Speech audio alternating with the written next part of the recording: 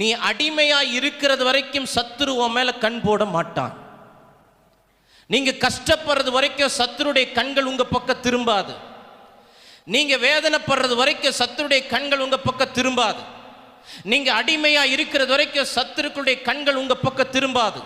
என்றைக்கு அடிமைத்தனத்திலிருந்து மாறி ஒரு அதிகாரத்துக்குள்ளால, ஒரு ஆளுமைக்குள்ளால, ஒரு ஆசீர்வாதத்துக்குள்ளால நீங்களும் உங்கள் குடும்பமும் மேலே எழும்புகிறதோ அன்றைக்கு தேவ பிள்ளைகள் அறிய வேண்டும், சத்துருடைய கண்கள் உனக்கு நேராய் திரும்புகிறது.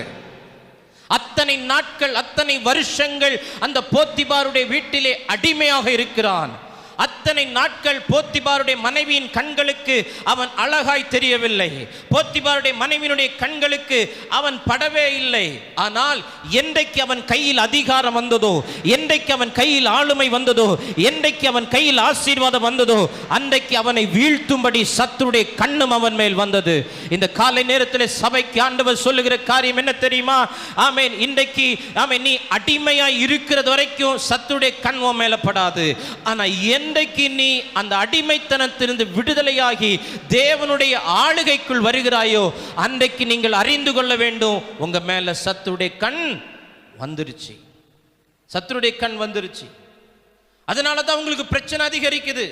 அதனாலதான் போராட்டம் அதிகரிக்குது. அடிமையா இருக்கிறது வரைக்கும் அவனுக்கு எந்த போராட்டமும் இல்லை. அடிமையா இருக்கிறது வரைக்கும் அவனுக்கு எந்த பிரச்சனையும் இல்லை.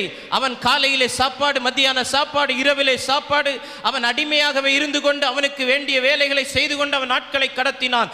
என்றைக்கு அவன் அதிகாரியாய் மாறினானோ அன்றைக்கு அவனை விழத்தள்ளும்படிக்கு பிசாசு பல தந்திரங்களை, உபாயங்களை ஏற்படுத்த ஆரம்பித்து அவனை விழத்தள்ள முயற்சித்தான். ஆனால் அவன் சுமந்து கொண்டிருந்த தேவ பிரசன்னம் அவனை பாதுகாத்தது.